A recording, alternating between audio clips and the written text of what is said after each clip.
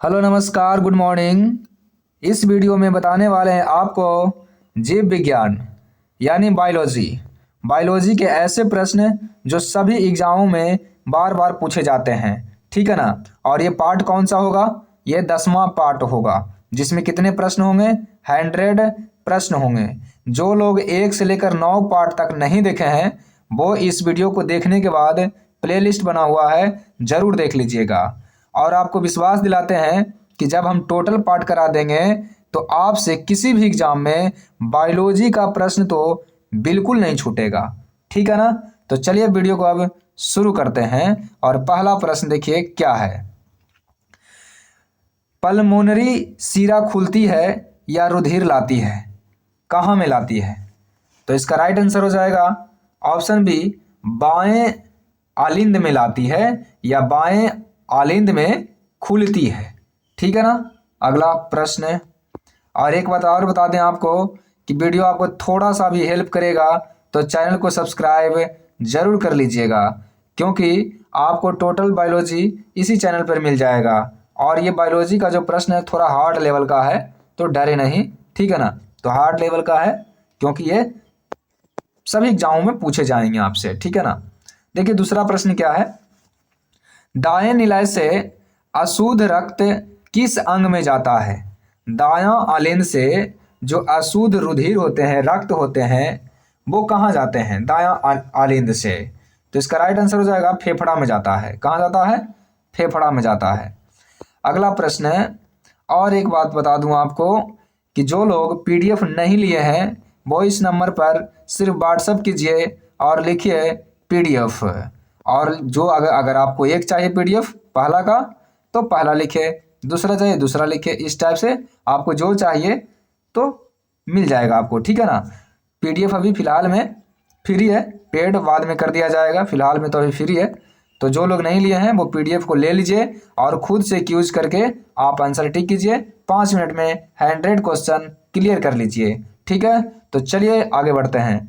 मानव के किडनी की संरचना में कौन सा भाग सम्मिलित नहीं है? जब किडनी का निर्माण होता है मानव शरीर में तो कौन इसमें सम्मिलित नहीं होता है? मेडुला होता है, पेल्विस होता है, बलकुट होता है। कौन नहीं होता है? मूत्र मार्ग नहीं होता है। ठीक है ना।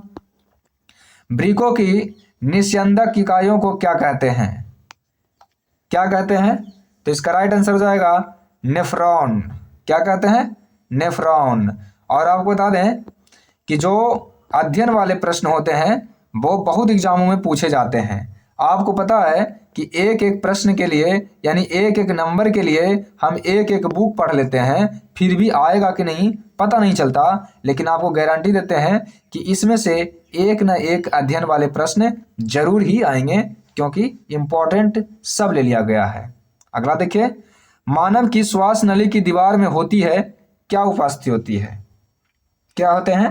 तो इसका राइट आंसर हो जाएगा सी आकार की उपास्थि होते हैं। किसमें? श्वास नली में, ट्रैकिया में अंग्रेजी में बोले तो। दायां फेफड़ा कितने पिंडों में बटा होता है? जो दायां फेफड़ा होता है वो 3 पिंडों में बटा होता है। कितने पिंड में? 3 पिंडों में। अब नहीं रुकेंगे, अब कुछ नहीं बोलेंगे, आपको सिर्फ पढ़ाएंगे। ठीक है। वायु कोश किन कोशिकाओं से बनता है? वायु कोश किन कोशिकाओं से बनता है? सल की उपकला से। सल की उपकला से। अगला प्रश्न है। मानव हृदय में कितने कक्षों की संख्या होती है? तो मानव हृदय में कितने होते हैं? 4 होते हैं। मेढक में कितने होते हैं? तो मेढक में 3 होते हैं। ठीक है ना। मेढक में 3 होते हैं क्या कक्ष है। अगला प्रश्न। हृदय में जो ध्वनि होते हैं, लव-डव की आवाज जो सुनाई देते हैं, लव और डव। ठीक है ना। जब धड़कता है तो लव-डव की आवाज आती है, तो वो आपको कहाँ उत्पन्न होती है आपको ये बताना है। कहाँ पे? तो इसका राइट आंसर हो जाएगा लव-डव की आवाज सुनाई देती है कहाँ? वाल्व के कारण उत्पन्न होती है। किसके कारण? वाल्व के कारण उत्पन्न होती है, याद रखिएगा। अगला प्रश्न देखिए। हृदय पेशीय तंतु होते हैं, कैसी होती है हृदय पेशी तंतु? तो इसका राइट आंसर हो जाएगा ऑप्शन सी, अनैच्छिक होती है। अनैच्छिक कहने का मतलब क्या है कि ये आपके इच्छा से नहीं चलेगी। ठीक है ना, ये आपके अनुसार बिल्कुल नहीं चलेगी। आप सोचिएगा कि हृदय को जो धड़कता है धड़कन उसको कंट्रोल कर ले, तो ऐसा बिल्कुल भी नहीं कर सकते हैं आप। क्या आप अपने हृदय के जो धड़कन है उसको कंट्रोल कर सकते हैं? नहीं, आपके इच्छा से बाहर है, आपके इच्छा से धड़कन नहीं चलेगी, वो खुद ब खुद चलेगी। तो ये कौन सी है? अनैच्छिक। तो आपको ये बताना है कि जी हृदय की जो गति है 1 मिनट में तो 72 से 75 बार धड़कता है। ठीक है ना, तो आपको बताना है कि हृदय की एक बार धड़कने में कितना समय लगता है, कमेंट में बताएं। एक बार धड़कने में कितना समय लगता है हृदय को। अगला प्रश्न है, बाएं आलिंद तथा निलय के बीच कौन सा कपाट होते हैं? बाएं आलिंद तथा निलय के बीच कौन से कपाट होते हैं? तो मिट्रल। कौन होते हैं? मिट्रल कपाट होते हैं। ठीक है ना। अगला प्रश्न, स्तनियों में एसिड नोड के द्वारा हृदय आवेग प्रारंभ होता है, अतः इसे क्या कहते हैं? इसे क्या कहते हैं? तो इसका राइट आंसर हो जाएगा मायोजेनिक। मायोजेनिक कहा जाता है। अगला प्रश्न है, संकुचन के दौरान निम्नलिखित में से कौन सी संरचना हृदय के भीतर रुधिर को वापस विपरीत दिशा में बहने से रोकती है? यानी कि इधर जा रही है हृदय, इसको बंद करता हूं, समझिए इसे क्या कहना चाह रहे हैं हम। जैसे देखिए इधर देखिए ये जा रही है, रक्त जा रही है, तो वापस नहीं आए उसको कौन सा रोकता है? ये आपसे पूछा गया, कौन रोकता है वापस आने से?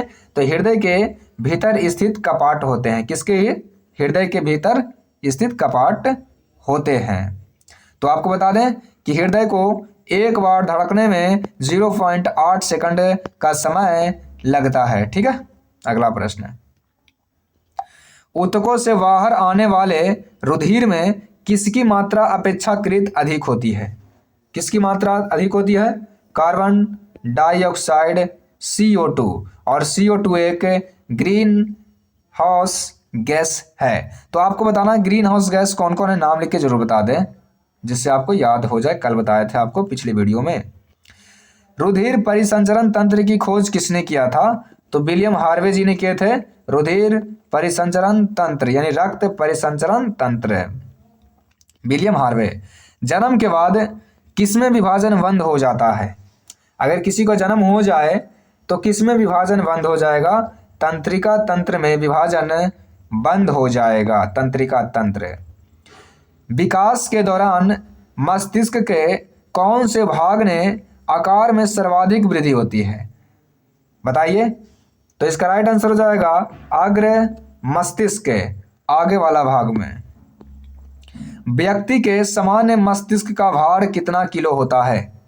तो सामान्य मस्तिष्क का भार होता है 1350 ग्राम, यानी कि 1350 ग्राम। ठीक है ना, लेकिन उसमें तो ऐसा प्रश्न नहीं दिया है ऑप्शन, तो इसको मारेंगे 1.5 kg यानी 1500 ग्राम लगभग में मार देंगे। ठीक है ना। अगला प्रश्न है, आपको अगला बताना है कि अंतःस्रावी ग्रंथियां कार्य करती है, किसके द्वारा कार्य करती है? ये करती है हार्मोन के द्वारा। किसके द्वारा? हार्मोन के द्वारा कार्य करती है। जो हार्मोन शरीर की संतुलित वृद्धि के लिए आवश्यक है वह किससे निकलता है? वह किससे निकलता है? तो ये पीयूष ग्रंथि के अग्रपिंड से निकलता है। आपको बताना है कि पीयूष ग्रंथि कहाँ पाए जाते हैं, शरीर के किस हिस्से में पीयूष ग्रंथि पाए जाते हैं। इसको पिट्यूटरी ग्लैंड भी बोलते हैं।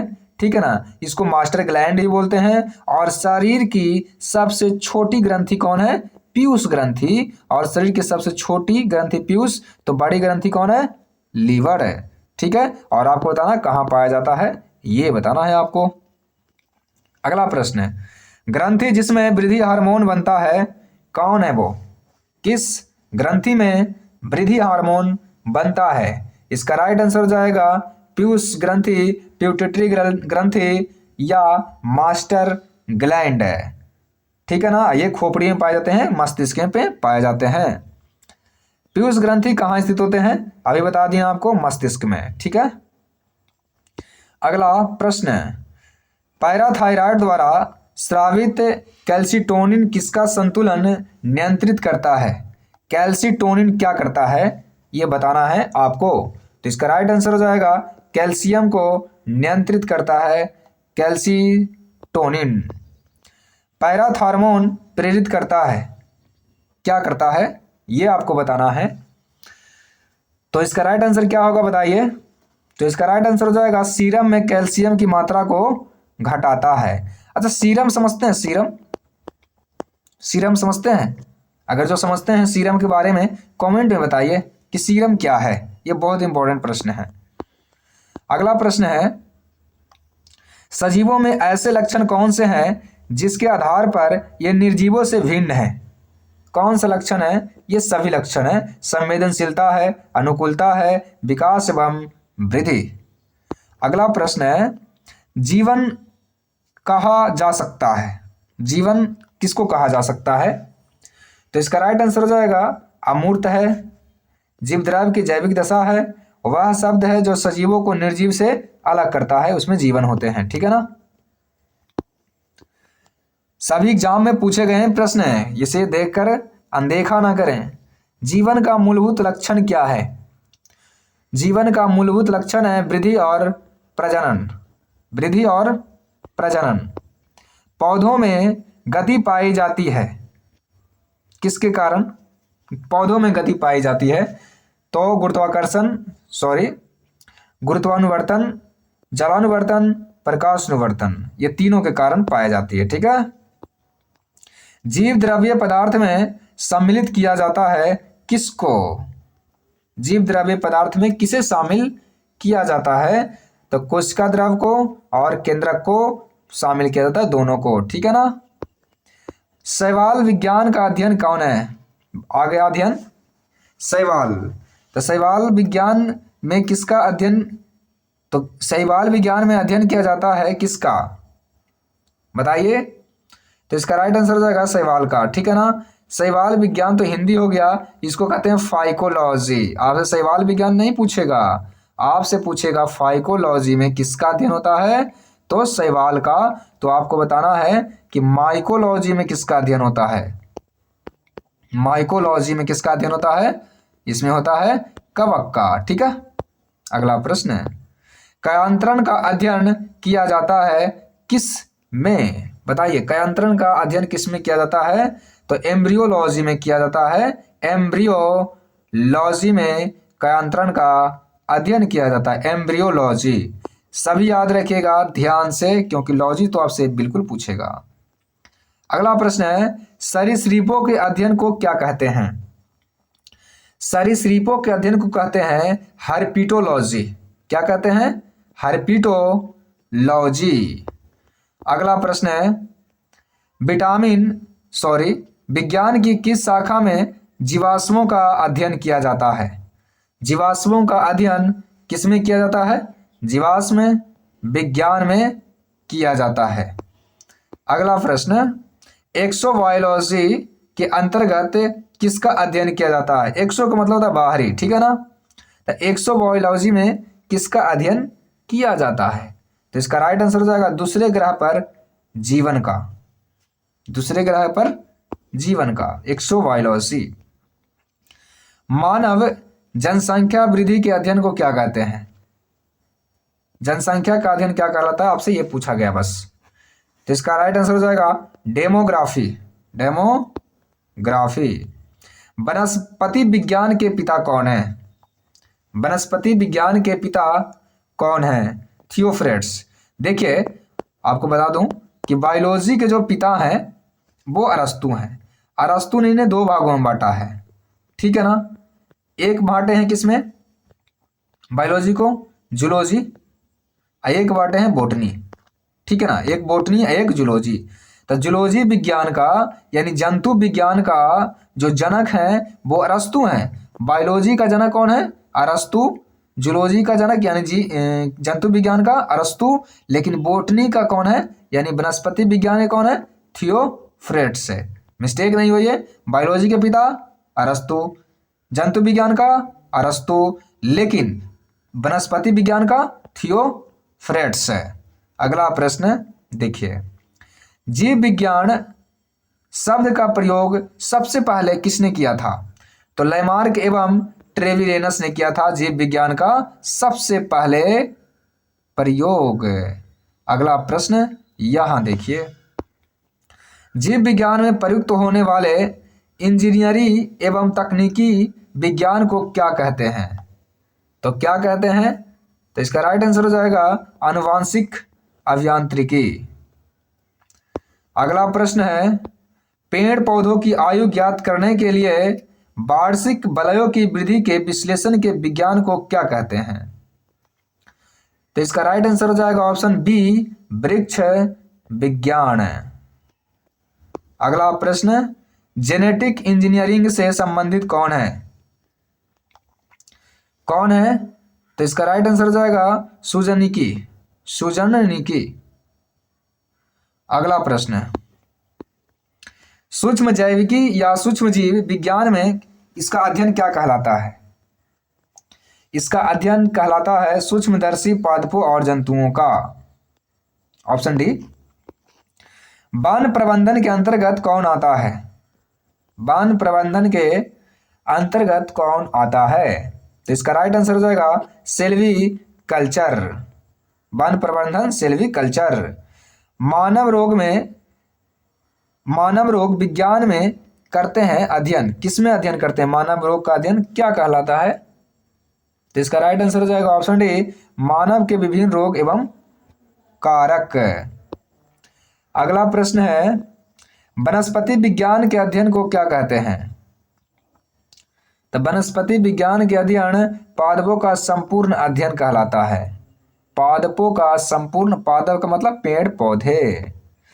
जीव विज्ञान की वह शाखा जिसमें जीवधारियों की पहचान, समझिए इस बात को, जीवधारियों की पहचान, नामकरण एवं वर्गीकरण का अध्ययन किया जाता है, क्या कहलाता है? तो इसका राइट आंसर हो जाएगा वर्गीकी कहलाता है। क्या कहलाता है? वर्गीकी। अगला प्रश्न देखिए, वनस्पति विज्ञान की किस शाखा के अंतर्गत वृक्षों की आयु का अध्ययन किया जाता है? तो वृक्षों की आयु का अध्ययन किसमें किया जाता है? डेंड्रोक्रोनोलॉजी, डेंड्रोक्रोनोलॉजी, ठीक है ना, डेंड्रोक्रोनोलॉजी, डेंड्रोक्रोनोलॉजी। अगला प्रश्न है, भारतीय भ्रूण विज्ञान का पिता किसे कहा जाता है? भारतीय भ्रूण विज्ञान, ये भ्रूण नहीं होना चाहिए, भू विज्ञान होना चाहिए, ठीक है ना। भू विज्ञान की पिता किसे कहते हैं? तो इसका राइट आंसर हो जाएगा option C, professor P Maheshwari को, पी माहेश्वरी। अगला प्रश्न देखिए, निम्न में से कौन सा भोजन का तत्व आपकी थाली में सबसे अधिक मात्रा में होनी चाहिए? यानी कि सबसे अधिक मात्रा में क्या होनी चाहिए, यानी कि आपको क्या खाना चाहिए, ये आपसे पूछा गया है। निम्न में से कौन सा भोजन का तत्व आपकी थाली में सबसे अधिक मात्रा में होनी चाहिए? तो इसका राइट आंसर हो जाएगा चावल। और सबसे ज्यादा चावल किस राज्य में होता है, ये बताना है आपको, ठीक है। निम्न में से कौन सबसे मीठी शर्करा है? सबसे मीठा शर्करा कौन है? तो इसका राइट आंसर हो जाएगा डी, फ्रक्टोस सबसे मीठा है, ठीक है। सबसे ज्यादा चावल वेस्ट बंगाल में होती है। आपको बताना सबसे ज्यादा गेहूं यूपी में होती है। आपको बताना सबसे ज्यादा प्याज कहाँ होती है? प्याज ये होते हैं महाराष्ट्र में, ठीक है। अगला प्रश्न, जंतुओं के शरीर में शर्करा किस अवस्था में संग्रहित होती है? तो किस अवस्था में होती है? ग्लाइकोजन की अवस्था में होती है जंतुओं के शरीर में। अगला प्रश्न है, शहद में मुख्यतः निम्न में से कौन सी शर्करा उपस्थित होता है? शहद में कौन सी शर्करा पाए जाते हैं? तो शहद में पाए जाते हैं फ्रक्टोज पाए जाते हैं किसमें? शहद में। दूध में क्या पाया जाता है आपको बताना है? लैक्टोज दूध में पाया जाता है, ठीक है। अंकुरित हो रहे बीजों में निम्न में से कौन सी शर्करा उपस्थित होती है? जब किसी बीज को अंकुरित कीजिएगा, फुलाइएगा, तो उसमें कौन सा शर्करा मौजूद रहेगा? तो इसका राइट आंसर हो जाएगा माल्टोज रहेगा, ठीक है, माल्टोज। पादप कोशिका की कोशिका भित्ति में उपस्थित कार्बोहाइड्रेट निम्न में से कौन सा है? पादप कोशिका की कोशिका भित्ति में कौन सा कार्बोहाइड्रेट उपस्थित होते हैं? तो इसका राइट आंसर हो जाएगा सेल्यूलोज। सेल्यूलोज उपस्थित होते हैं। निम्न में से कौन से तत्व CHO के अतिरिक्त प्रोटीन में उपस्थित होता है? बताइए। नाइट्रोजन एवं सल्फर। आपको बताना है प्रोटीन की इकाई क्या होती है। प्रोटीन की इकाई क्या होती है? किसका? अमीनो अम्ल। क्या? अमीनो अम्ल। ठीक है ना। आपको बताना है कि शरीर में कितने अमीनो अम्ल की संख्या है। तो 20 है। और आपको बता दें 20 से आपको याद आ गया कि जो दूध के दांत होते हैं जो बच्चों को सबसे पहले आते हैं वो सबसे पहले कितने आते हैं? 20 से। और दांतों की संख्या कितनी होती है? 32 से। और दांत में सबसे ऊपरी पर तो क्या कहते हैं? एनाइमल कहते हैं, जो किसका बना होता है? कैल्शियम फॉस्फेट का बना होता है। देखिए, आवश्यक अमीनो अम्ल होते हैं। कैसे होते हैं ये आपसे पूछा गया है। तो जो शरीर में संश्लेषित नहीं होते हैं। ठीक है। अगला प्रश्न, वह बालक जो क्वाशियोकर से पीड़ित है उसे निम्न में से क्या अधिक खाना चाहिए? क्वाशियोकर से पीड़ित है, ठीक है ना। ये मरासमस और क्वाशियोकर प्रोटीन की कमी से होते हैं, ठीक है ना। तो प्रोटीन खाना चाहिए उसे। तो सबसे ज़्यादा प्रोटीन किस में होता है? देख लीजिए आप इसमें। तो इसका राइट आंसर क्या हो जाएगा? दाल में। सबसे ज़्यादा किस में होता है? दाल में। अगर दाल में भी पूछे तो किस दाल में? सोयाबीन में। किस में? सोयाबीन में सबसे ज़्यादा पाया जाता है प्रोटीन। तो बताइए ना कि प्रोटीन की मात्रा कितना पाया जाता है इसमें? 42% पाया जाता है सोयाबीन में प्रोटीन की मात्रा। तो आपको यह बताना है कि सबसे ज़्यादा सोयाबीन किस राज्य में होती है? MP, मध्य प्रदेश। इसलिए मध्य प्रदेश को बोलते हैं सोया प्रदेश। और वे मानव जो शरीर की मांसपेशियां बनाना चाहते हैं उन्हें निम्न में से क्या अधिक खाना चाहिए? जैसे बॉडी बिल्डर जो होते हैं उसे सबसे ज़्यादा क्या खाना चाहिए? वसा। क्या खाना चाहिए? दूध, दही और मक्खन, ये सब खाना चाहिए। घी खाना चाहिए, वसा खाना चाहिए। ठीक है। क्या खाना चाहिए? वसा। अच्छा बताइए, विटामिन की खोज किसने किया था? फंक। ठीक है। निम्न में से कौन प्रोटीन का सबसे अच्छा स्रोत है? दाल, मटर, सोयाबीन या मशरूम? सोयाबीन। सोयाबीन है तो सोयाबीन का भी दाल होता है, ठीक है ना। इसलिए मैं पिछली बार बताया हूं आपको। निम्न में कौन सा आहार का तत्व सबसे अधिक ऊर्जा उत्पन्न करता है? सबसे ज्यादा ऊर्जा कौन उत्पन्न करता है? तो वसा। सबसे ज्यादा कौन? वसा। ठीक है ना। और सबसे फास्ट में जल्दी कौन? कार्बोहाइड्रेट। निम्न में कौन सा आहार स्वास्थ्य के लिए हानिकारक है? स्वास्थ्य के लिए हानिकारक कौन है? संतृप्त वसा अम्ल है स्वास्थ्य के लिए हानिकारक। कालाजार रोग किसके द्वारा फैलता है? कालाजार रोग किसके द्वारा फैलता है? लिस्मानिया से फैलता है। लिस्मानिया। हेपेटाइटिस ए के वायरस किसके द्वारा स्थानांतरित होते हैं? किसके द्वारा होते हैं हेपेटाइटिस ए? तो इसका राइट आंसर हो जाएगा ऑप्शन सी, जल के द्वारा फैलता है ये। निम्नलिखित में से कौन सा रोग मच्छर द्वारा नहीं फैलता है? कौन सा रोग है जो मच्छरों के द्वारा नहीं फैलता है? टाइफाइड है। टाइफाइड नहीं फैलता है। इसबगोला की भूसी जल के साथ लेने से किस रोग से आराम मिलता है? तो किस रोग से आराम मिलता है? डायरिया से। किससे मिलता है? डायरिया। निम्नलिखित में से कौन सी बीमारी बैक्टीरिया द्वारा नहीं होती है? बैक्टीरिया द्वारा कौन नहीं होती है? हैजा तो होता है बैक्टीरिया के द्वारा। टीबी भी होता है, क्षय रोग, ट्यूबरकुलोसिस को बोलते हैं। मलेरिया किसके द्वारा होता है? ये तो मच्छर के काटने से होता है। इन्फ्लुएंजा। तो इसका राइट आंसर क्या हो जाएगा बताइए? तो इसका राइट आंसर हो जाएगा ऑप्शन सी, इन्फ्लुएंजा। किसके कारण? इन्फ्लुएंजा के कारण। मतलब इन्फ्लुएंजा जीवाणु से नहीं होते, सॉरी उल्टा पुल्टा बता रहे हैं हम। निम्नलिखित में से कौन एक वायरल वायरस लिखा हुआ है? वायरस रोग नहीं है, वायरस है ये, वायरस है ये। ठीक है। प्रिंट करने वाले भी ना कंफ्यूज कर देते हैं। चलिए देखिए, तो प्रिंट करने वाले भी इंसान है, हम भी इंसान है, थोड़ा थोड़ा गलती होता ही है, ठीक है ना। तो देखिए निम्नलिखित में से कौन एक वायरस रोग नहीं है? वायरस से होने वाला टाइफाइड नहीं है, ये जीवाणु से होते हैं टाइफाइड, ठीक है ना। और वीडियो थोड़ा सा भी अच्छा लग रहा हो ना तो प्यारा सा कमेंट जरूर कर दें, लाइक तो कर ही दिए होंगे। हास्यित रोग का समूह है क्या? समूह बताना है आपको। तो मधुमेह है, हृदयघात है और गठिया है, ठीक है। अगला प्रश्न है, रिकेट्स एवं क्वाशियोकर रोग है, कैसा रोग है? रिकेट्स एवं क्वाशियोकर, तो इसका राइट आंसर हो जाएगा ऑप्शन सी, हिंता जनित रोग है, हिंता जनित रोग। एलर्जी उत्पन्न होती है किससे? एलर्जी किससे उत्पन्न होती है? तो इसका राइट आंसर हो जाएगा किसी संवेदनशील प्रतिजन से। अगला प्रश्न है, ब्लड कैंसर कौन है इसमें? रुधिर कैंसर, रुधिर मतलब ब्लड, ब्लड कैंसर का और नाम है ल्यूकेमिया, ल्यूकेमिया को कहते हैं ब्लड कैंसर। पीलिया एक रोग है, किसका रोग है? पीलिया से कौन सा शरीर का अंग प्रभावित होता है? पीलिया से, तो पीलिया से पाचन तंत्र प्रभावित होता है। कौन? पाचन तंत्र। पीलिया से पाचन तंत्र ने इसमें ऑप्शन दिया है। देखिए इसमें गलती बताया गया है, ठीक है ना।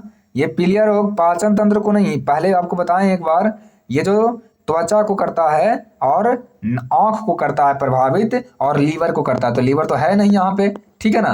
तो पीलिया रोग किसको प्रभावित करती है?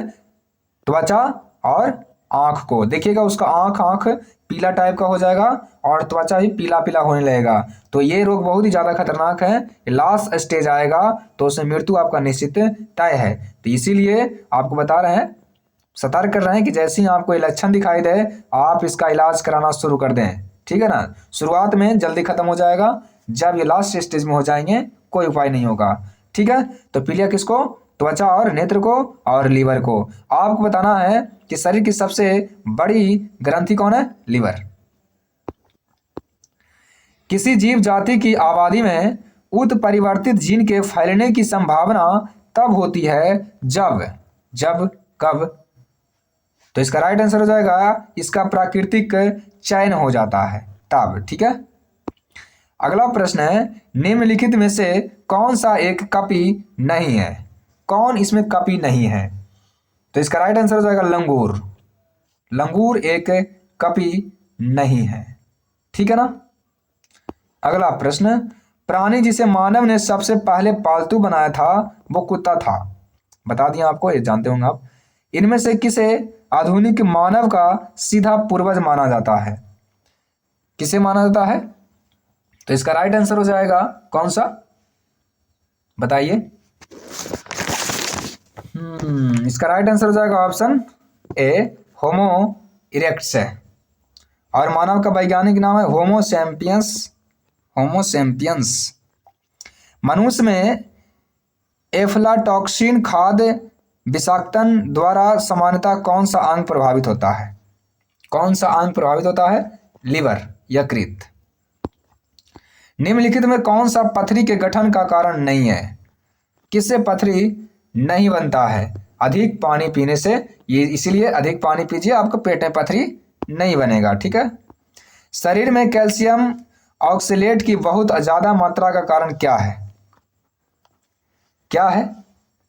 कैल्शियम ऑक्सलेट लिखा हुआ है, तो कैल्शियम ऑक्सलेट से क्या होता है? पथरी बन जाता है। क्या बन जाता है? पथरी।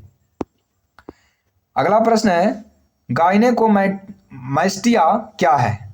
गाइनेकोमैस्टिया क्या है? गाइनेकोमैस्टिया क्या है? इसका राइट आंसर हो जाएगा पुरुषों में स्तनों का विकास। आप जानते हैं कि जो स्तन होते हैं, जो स्त्रियों का स्तन होते हैं वो तो होते हैं उनका प्राकृतिक है, लेकिन जो पुरुषों में स्तन होते हैं उसको क्या कहते हैं?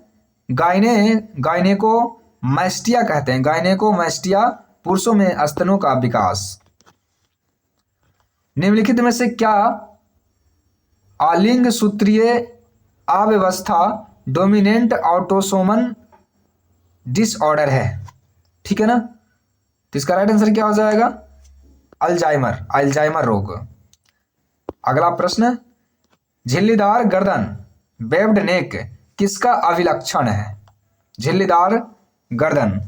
तो टर्नर लक्षण है ये। ऑस्टियोपोरोसिस किस रोग से संबंधित है? ऑस्टियो का मतलब होता है हड्डी। ऑस्टियो का मतलब क्या होता है? हड्डी। जैसे ऑस्टियो आ जाए आपको कुछ नहीं याद करना, हड्डी, ठीक है। पित्ताशय में उपस्थित पाषाण यानी पथरी निम्नलिखित में से किसका पाचन प्रभावित करता है? किसको पचा नहीं पाता है वो? जब पथरी हो जाए तो किसको नहीं पचाएगा? वो वसा को नहीं पचाएगा, मोटा आदमी नहीं हो पाएगा। रक्त में अधिक मूत्रीय अम्ल बीमारी का सूचक है। रक्त में अधिक मूत्रीय अम्ल का कौन सा सूचक, कौन सा बीमारी हो जाएगा? तो गॉट हो जाएगा, गॉट। लैप्टोस्पायरोसिस एक रोग है, ये इतने लंबे लिखा हुआ है, आप इसको पढ़िए। लैप्टोस्पायरोसिस एक रोग है जो निम्नलिखित में से किससे होता है? लैप्टोस्पायरोसिस किससे होता है? तो इसका राइट आंसर हो जाएगा इनमें से किसी से नहीं होता है, ठीक है ना। अगला प्रश्न है, मसूड़ों से रक्तस्राव को निम्न में से कौन सा रोकता है? जब मसूड़ा से रक्त निकलना शुरू हो जाता है तो कौन रोकता है? एस्कार्बिक अम्ल रोकता है, यानी कि आप आंवला खाइए रुक जाएगा, ये नहीं कि खाइए रुक जाएगा, 10 दिन 20 दिन खाइए, ठीक है, थोड़ा थोड़ा। निम्नलिखित में से कौन सा अस्कार्बी रोग के इलाज में उपयोगी है? आंवला, अभी तो बताया हूं, आंवला खाइए, सबसे ज्यादा इसी में पाया जाता है। निम्नलिखित में से कौन सा रोग आमतौर पर पिस्सू प्लीज द्वारा फैलाया जाता है? किसके द्वारा? पिस्सू। तो इसका राइट आंसर हो जाएगा ऑप्शन सी, सन्निपात, सन्निपात। प्रोटीन ऊर्जा कुपोषण का परिणाम है, कौन? तो मरासमस, प्रोटीन से मरासमस होता है, ऑप्शन डी राइट आंसर हो जाएगा, मरासमस। मादा क्यूलेक्स मच्छर निम्नलिखित में से किस रोग की वाहक है? मादा क्यूलेक्स मच्छर कौन सा रोग उत्पन्न करता है? फाइलेरिया, याद रखेंगे, फाइलेरिया मादा क्यूलेक्स है, और मादा एनोफिलेज मच्छर मलेरिया, और फाइलेरिया मादा क्यूलेक्स है।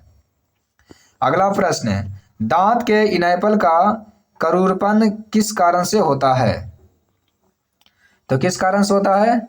इसका राइट आंसर हो जाएगा ऑप्शन सी, पानी में उच्च मात्रा में फ्लोराइड के कारण।